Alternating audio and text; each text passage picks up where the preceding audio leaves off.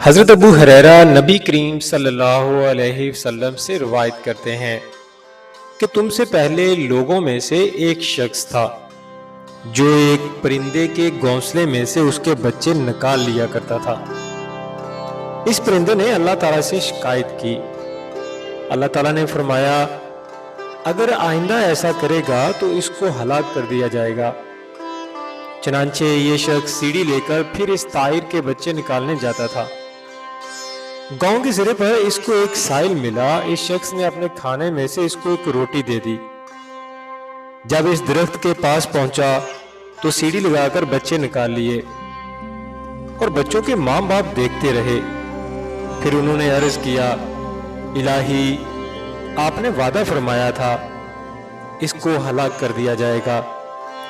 اللہ تعالیٰ نے ان پرندوں کو وحی بھیجی کیا تم کو خبر نہیں میں کسی آدمی کو جو صدقہ دیتا ہے اس دن اس کو بری موت کے ساتھ ہلاک نہیں کرتا جس دن وہ صدقہ دے، یعنی صدقہ کرنے کے دن اس کو عذاب سے ہلاک نہیں کیا جاتا۔